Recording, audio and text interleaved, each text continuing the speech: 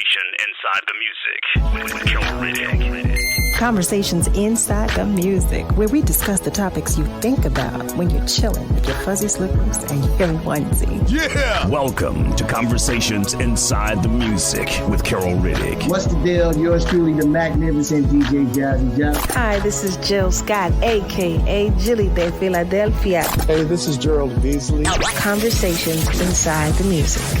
With my dear friend, the amazing Carol Riddick. So get ready to join in on the conversation and chill with us on another edition of Conversations Inside the Music with Carol Riddick. Hey, family. Welcome to another edition of Conversations Inside the Music. It's your girl, Carol Riddick. Today's guest is a native of West Philadelphia who got his start spinning in basement parties and by entering in DJ competitions.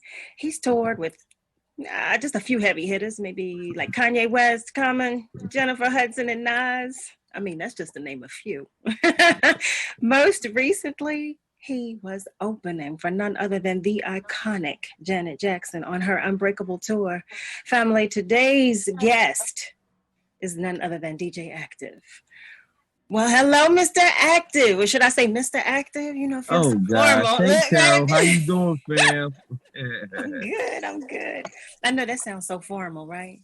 Nah, that's cool. Thanks for having me. I'm cool with Mr. Aktive, I guess. I'm getting old now, so hey. I know that feels weird when, I hear other people say, Miss Riddick, Miss Carol. Right.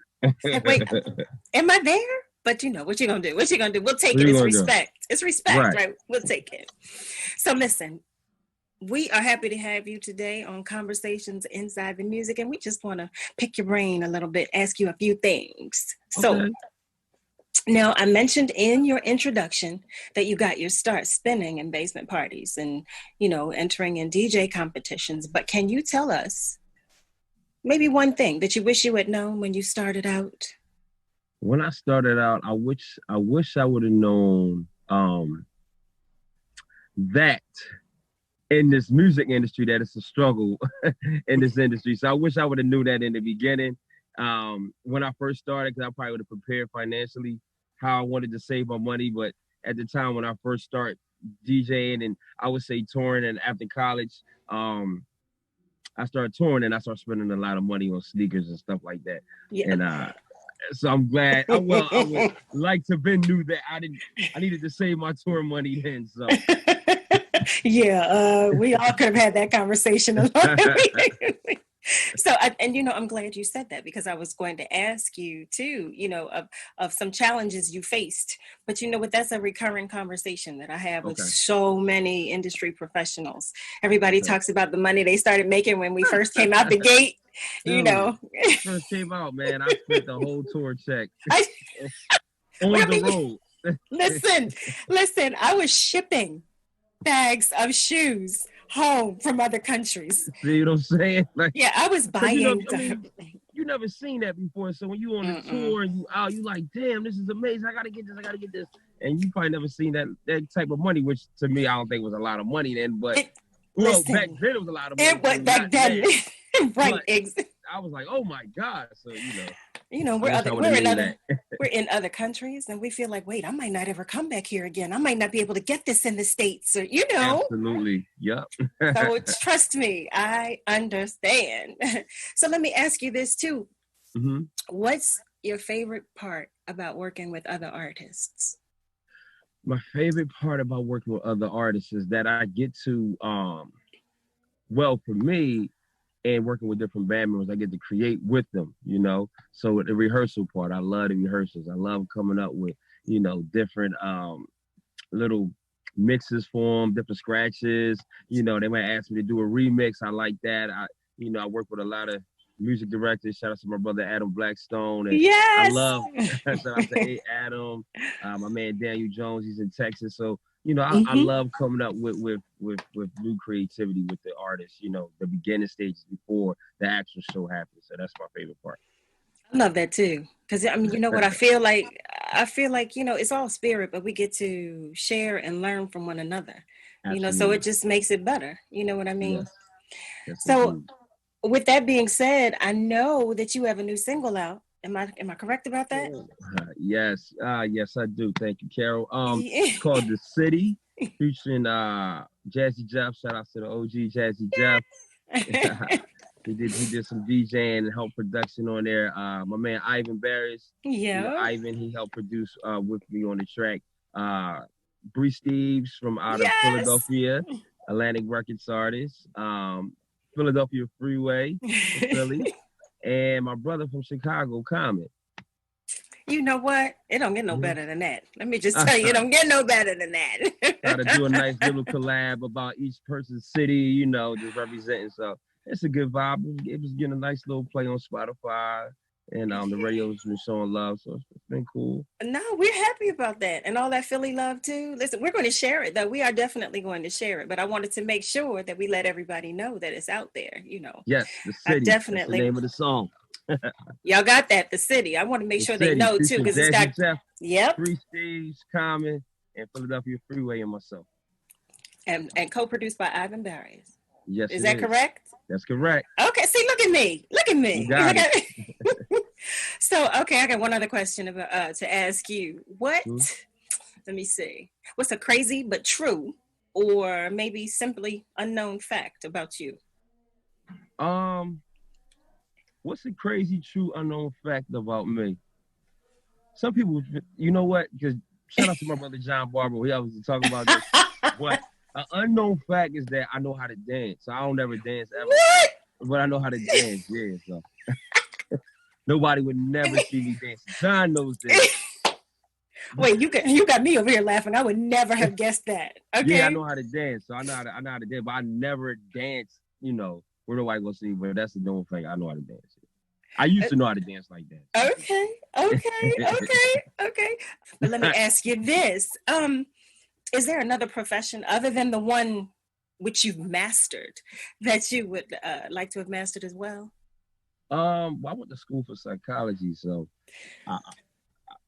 Wait a minute. What? If the DJ didn't, the music, the production, DJing, and touring thing didn't work out, that's what I went to school for. So I didn't get a chance to pursue that all the way because by the blessings of God, I kept getting booked for shows and tours that consistently. But that is what I wanted to do, and that's what I went to school for. Listen, that was a blessing in itself because I think that's how you're able to navigate and get along so well with all of these industry individuals. Because maybe you're right. Maybe yes. Something. I mean, you know how it is. Yes, we creatives, because I'm a creative too. We're a different breed, and I own that.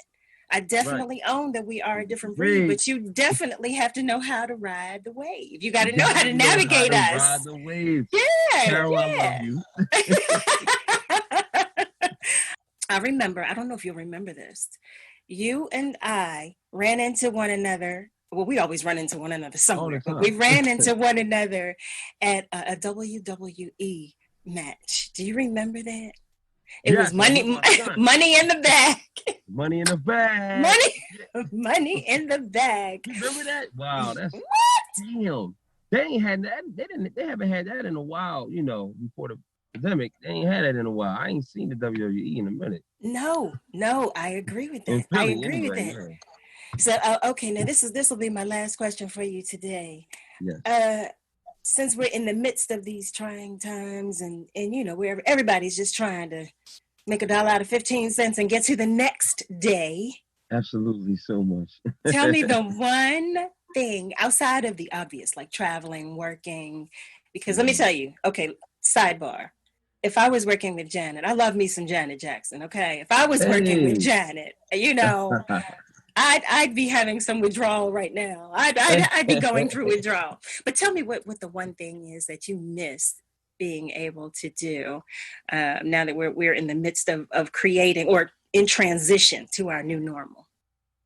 You know what? I actually miss doing nightclubs because, that was like a side thing I did. And just traveling frequently, usually I was on a plane, like I would say like every week to do an event. And now it's just, I haven't been on a plane for work purposes, since I would say mid-March. So I kind of do miss that. And I do miss, a lot of gatherings with a lot of people around and entertaining people. So and just hanging out with my friends a lot. So it's just different now.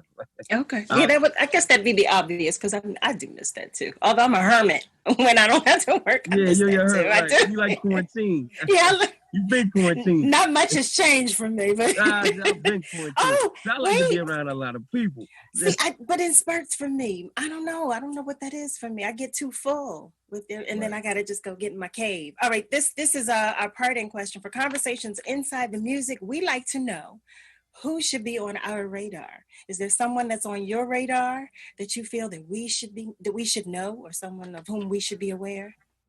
Let's see. Who do I like? Are you familiar with Chemist from Philadelphia? What? Okay, yes. Yeah. Yes. But you know what? No, everybody else might not be. So that's cool.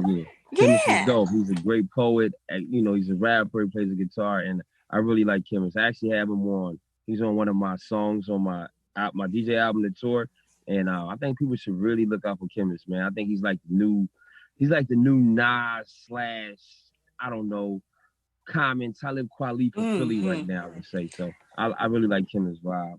I agree wholeheartedly.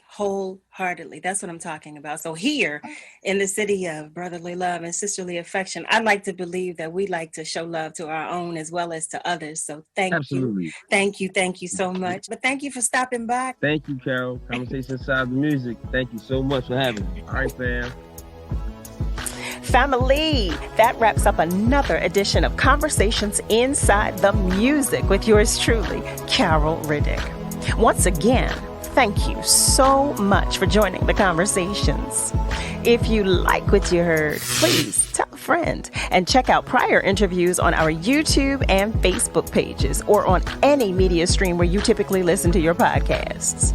Be sure to subscribe to our YouTube channel and be notified when new episodes are available. Also, follow us on Facebook and Instagram at Conversations Inside the Music and on Twitter at Chat and Chill. See you next time, family, on another edition of Conversations Inside the Music with Carol Riddick. Be good to you and to those around you. And remember, to whom much is given, much is required. Conversations Inside the Music with Carol Riddick.